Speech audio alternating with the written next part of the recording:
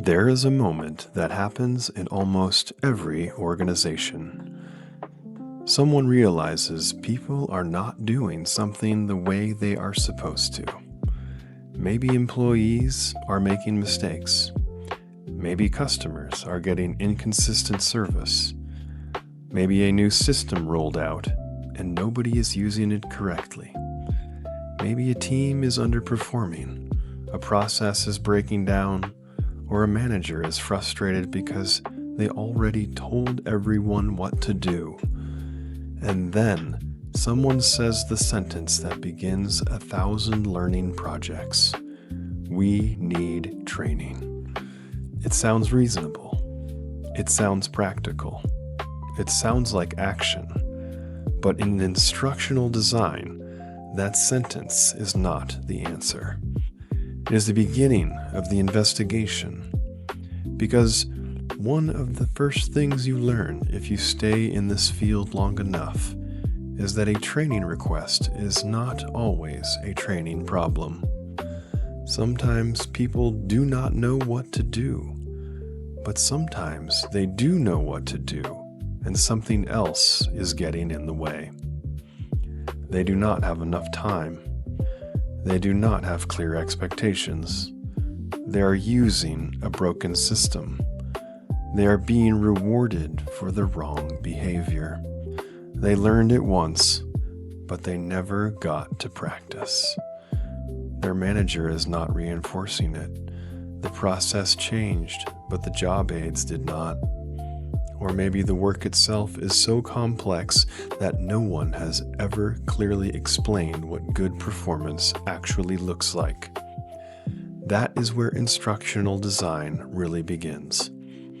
Not with a slide deck, not with a course, not with a video, not even with content. It begins with a gap, the space between what people are doing now and what they need to be able to do. That space is where the work lives. When I first started thinking seriously about instructional design, I thought it was mostly about making learning experiences. And it is. But that phrase can be misleading, because if you only think of instructional design as making training, you can accidentally become very good at building beautiful solutions to the wrong problem. You can make the course cleaner. You can make the slides prettier. You can make the interaction more engaging. You can add scenarios, quizzes, videos, reflection prompts, discussion boards, badges, and certificates. And sometimes that helps. But sometimes, after all that work, nothing changes. People complete the training. The learning management system says they passed. The evaluation says they liked it.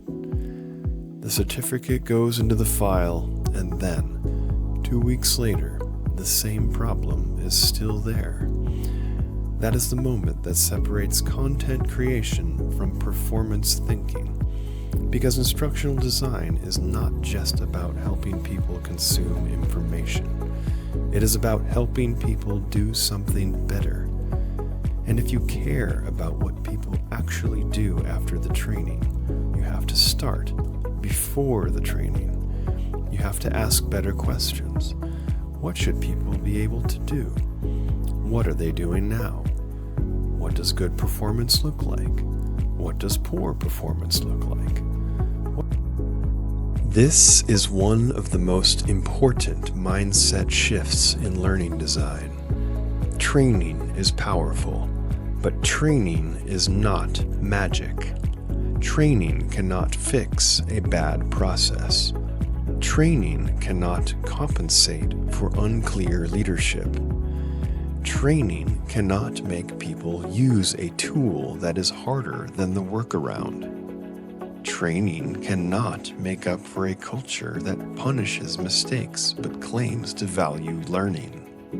Training cannot solve a problem if the people already know what to do but the environment makes it difficult to do it.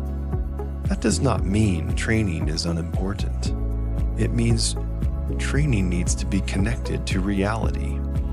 The reality of the job, the reality of the learner, the reality of the workplace, the reality of the behavior you are trying to change. Good instructional design does not begin by asking, what content should we include? It begins by asking, what should be different after this? That question seems simple, but it changes everything, because now you are not just designing a learning experience, you are designing toward a result. Let's make this practical. Imagine someone comes to you and says, our new employees are not following the customer intake process. We need an onboarding module. That sounds like a training request, and maybe it is. But before building anything, you slow down. You ask, what exactly are new employees doing wrong? Are they skipping steps? Are they entering information incorrectly? Are they asking the wrong questions? Are they forgetting where to document things?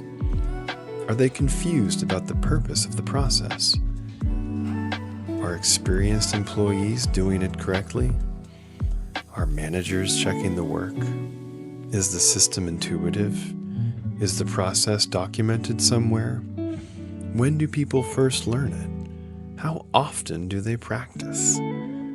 What happens when they make a mistake? Now the problem starts to come into focus. Maybe new employees are not following the process because training is too abstract. They watched someone explain the steps, but they never practiced with realistic examples.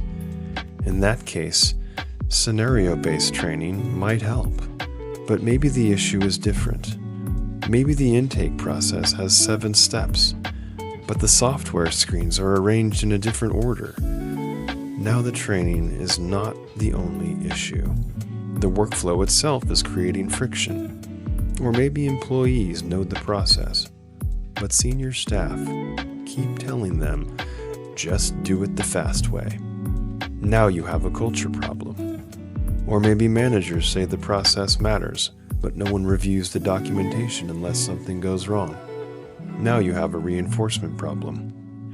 Or maybe the job aid is buried in a folder nobody can find. Now you have an access problem. Each of those causes points to a different solution. That is why the gap matters. Because the gap is not just the distance between current performance and desired performance. The gap is also a clue. It tells you where to look. This is where instructional design starts to become more than making materials. It becomes a kind of disciplined curiosity. You are trying to understand people. You are trying to understand work. You are trying to understand what makes performance possible. That is why some of the best instructional designers are not just creative. They are observant. They listen carefully. They notice patterns. They ask what people actually do, not just what the manual says they do.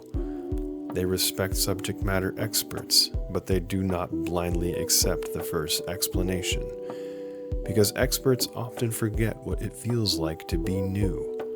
They compress years of judgment into phrases like, "you just know." But learners do not just know.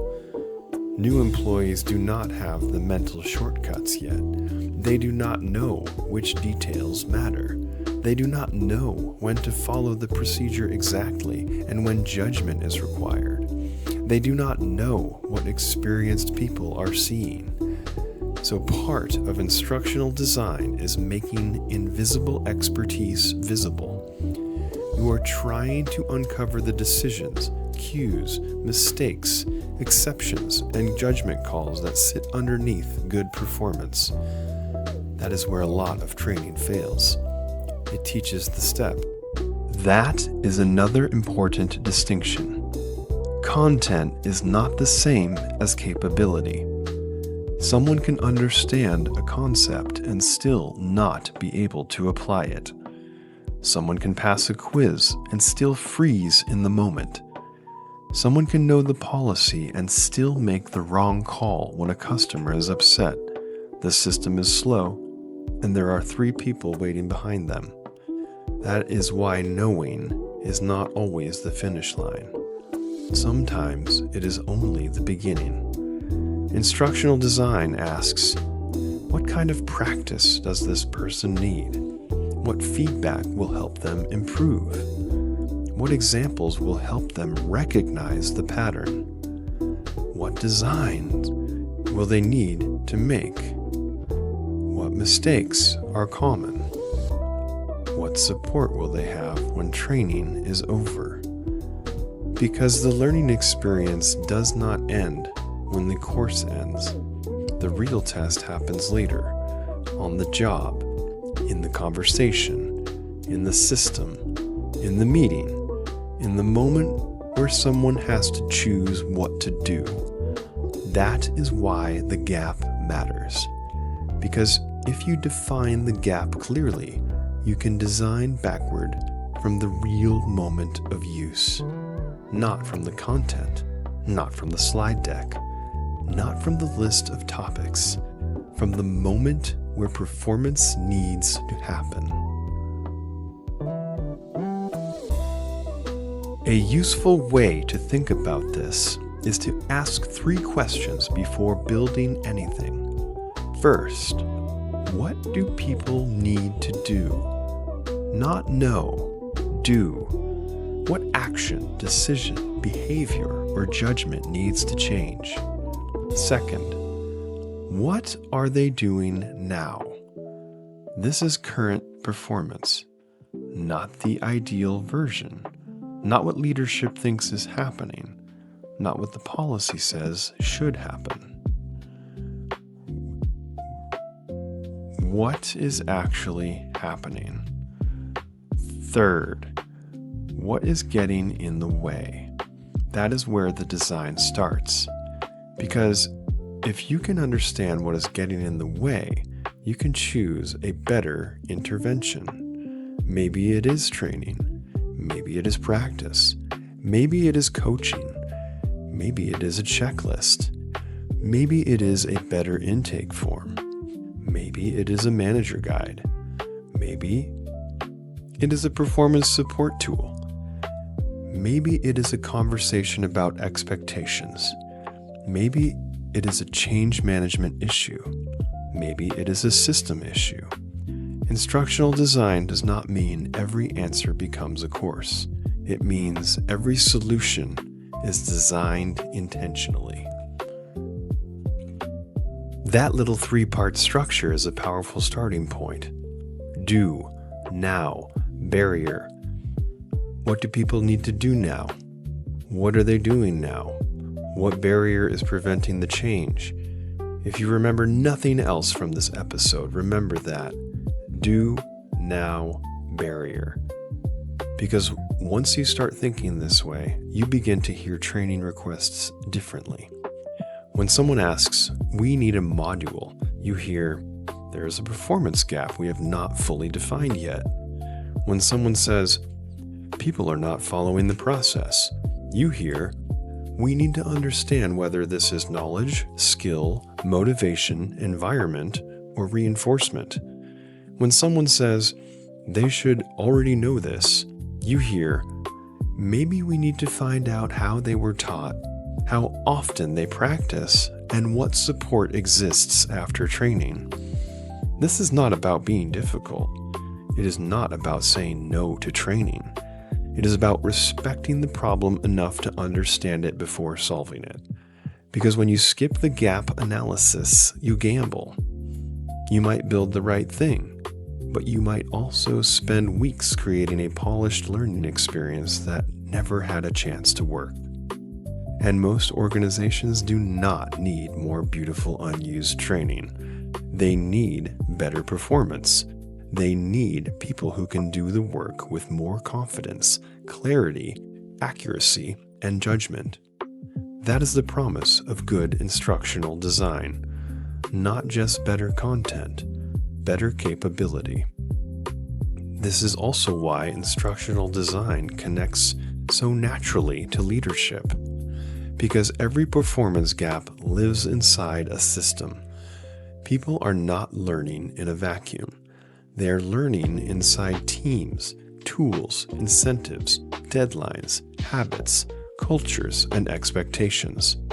A person can leave a training feeling inspired and still return to a workplace that quietly pulls them back into the old behavior. That is why managers matter, feedback matters, peer norms matter, the environment matters, the transfer climate matters. That phrase, transfer climate, is just a way of describing whether the workplace supports people in using what they learned. If the training says, use the new process, but the manager rewards speed over accuracy, the old behavior will probably win. If the training says, ask better discovery questions, but the sales dashboard only celebrates closed deals, people may rush the conversation. If the training says, document everything carefully, but documentation time is treated like wasted time, the system is sending a different message. People pay attention to what the workplace rewards, so instructional design cannot only ask, did they learn it? It also has to ask, will the environment support them using it? That is where learning design becomes performance design. And performance design is where the work gets interesting, because now you are not just building lessons, you are helping shape conditions for success. This does not mean every project needs to become massive. You do not need a 6-month analysis process for every small training request. Sometimes the gap is obvious. Sometimes people really do need a quick tutorial, a checklist, a practice scenario, or a short explanation. But even then, the mindset matters. Even a 5-minute video can be designed from the gap. Even a 1-page job aid can be designed from the gap. Even a short onboarding activity can be designed from the gap. The point is not to make the process complicated.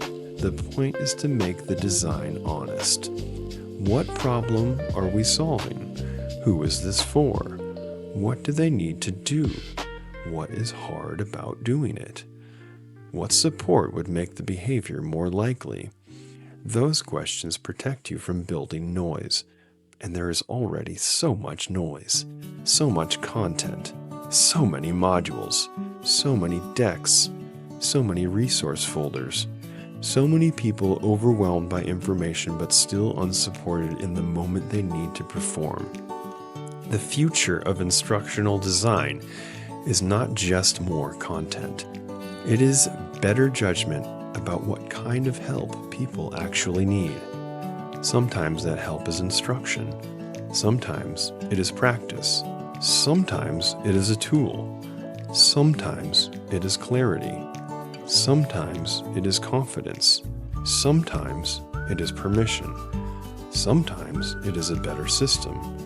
The designer's job is to notice the difference. So, if you are new to instructional design, start here. Do not start by memorizing every model. Do not worry about knowing every author, framework, tool, or theory on day one.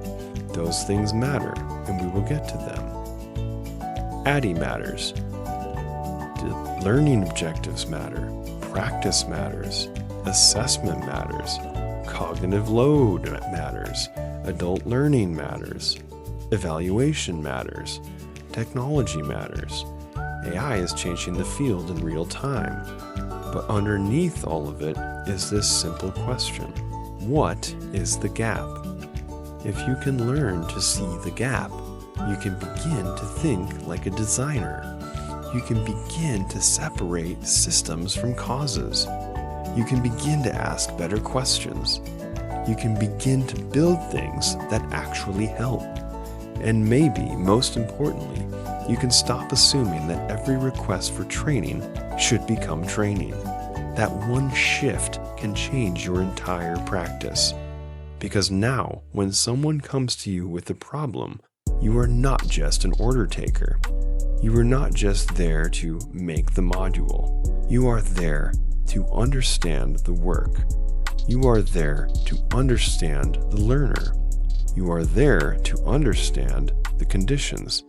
You are there to design a bridge between where people are and where they need to go. That bridge might be a course. It might be a conversation. It might be a simulation. It might be a checklist. It might be a coaching tool. It might be a performance support system. But whatever it is, it should be connected to the gap, because instructional design starts with the gap. And the better you understand the gap, the better chance you have of designing something that matters. So here is the question to carry with you. The next time someone says, "We need training," pause for a moment. Not to reject the request, not to sound clever, not to make things harder, but to respect the problem. Ask, what do people need to do? What are they doing now? And what is getting in the way? That is where the work begins. That is the gap. And that is where instructional design becomes something more useful than content. It becomes a way of helping people move from confusion to clarity, from information to action, from effort to capability, from where they are now to what they are becoming.